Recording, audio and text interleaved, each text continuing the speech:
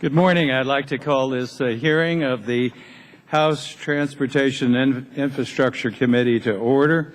The purpose of today's hearing is to review the status of stimulus legislation. The title is Stimulus Status 2 Years and Counting.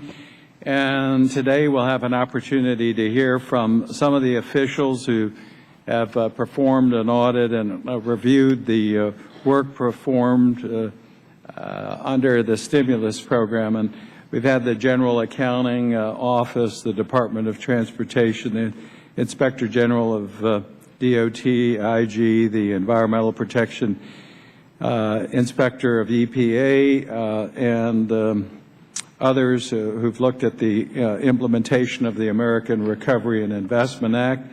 And we'll hear from them as our witnesses today. This hearing is a continuation of a series that began under the leadership of our former chair, and we have attempted to be vigilant in our oversight responsibilities to review the progress of that legislation and efforts to improve the economy and create jobs in a very difficult time in our economy. The order of business this morning is we'll start with, I'll give an opening statement, and then I'll recognize our ranking member, Mr. Rahal. We'll turn to other members and allow them the opportunity for comments this morning. And then we'll turn to our witnesses and appreciate again their participation and contribution to this important review. Well, let me say that I probably couldn't be more frustrated over anything than the situation we find ourselves in right now with the economy of the United States. There are still millions of people unemployed. The unemployment level is at record levels. We're 2 years now into the economic downturn, and we're a little over 2 years into having in place the American Recovery Act, known as the stimulus bill. And I just could not be more frustrated by the results that I see. To put this in perspective, I spoke to a group just an hour or so ago, and we were talking about stimulus, and I reminded them that the total stimulus package was $787 billion, and I think that's been even reevaluated to up over $800 billion. The current debt that we find ourselves in just the last 24 to 30 months is some $5.3 trillion. And still we have a stagnating economy. We've seen mediocre results from government attempts to improve the economy. And unfortunately, the stimulus has not been that effective, particularly in the small realm in which we were provided funds and authorization.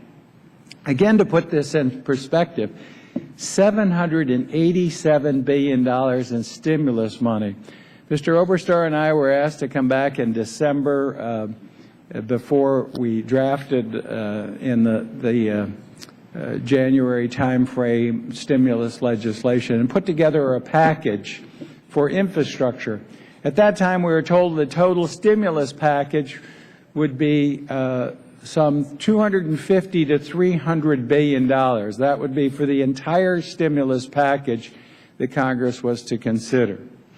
We worked under the assumption that 50% of that $250 billion to $300 billion total package, 50% would be infrastructure. What happened is now history, and you know that only $63 billion ended up in the account that we're responsible for infrastructure, not even all of it in our realm of responsibility. about $48 billion of the $63 billion went to the Department of Transportation. And we've monitored the progress periodically of those funds.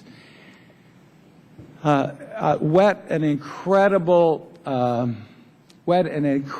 disaster to spend $787 billion, have $63 billion for infrastructure, of which today we'll hear reports that still a good deal of that money is still not out. Much of it is in the Treasury. Many of the jobs that were created were very temporary jobs, and very few people had long-term employment as a result of that effort. I can't think of anything that's more frustrating. When you stop and think of the enormity of the dollars that were spent, $787 billion, I just saw an account to rebuild the entire northeast corridor that was hit by unprecedented tsunami and natural disaster in Japan. The entire amount to rebuild that is $230 billion. Put this in perspective.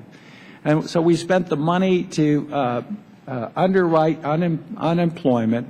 We spent the money to underwrite some states. We spent the money on a whole array of social programs, and we spent very little money on infrastructure, which actually, for every $1 billion we're told in appropriate infrastructure spending, you get 25 to 35,000 jobs. $787 billion.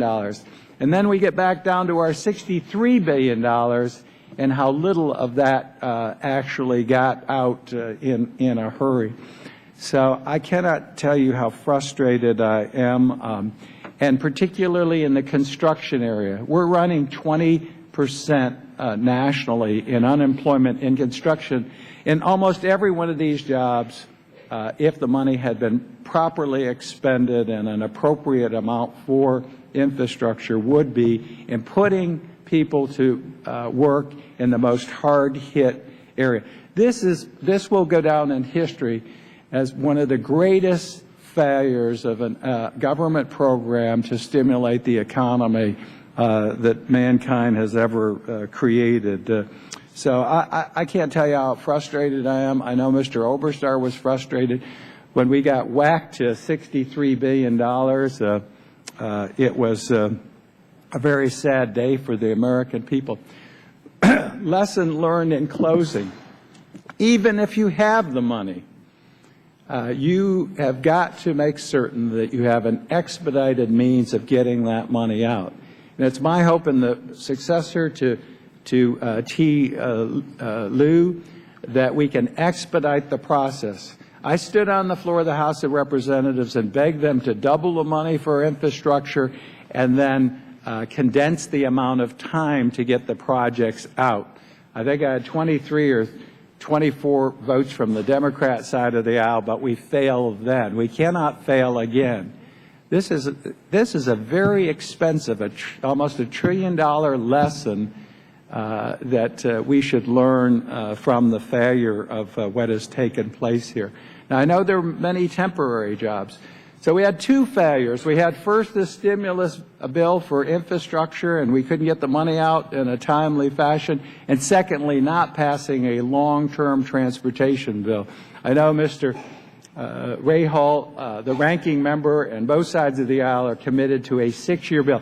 If we had done a 6-year bill fully funded at the level Mr. Oberstar and I had committed to, we would have millions and millions of people working. If we had stimulus money properly directed and then expedited to get out for good infrastructure projects, we'd have millions more working. We wouldn't find ourselves in the situation that we're in today. So I can't be more disappointed. You stop and think about this. I go back to the district. I know you have too. And you can't help but meet people who have lost their homes, their jobs, their savings. And I think so much of that could have been avoided if Congress had done the right thing. But again, historically, people will look back on the incredible amount of money that was spent. thinking that much of this was supposed to be directed towards infrastructure, and it was only a very minuscule amount, and now we see the results of that.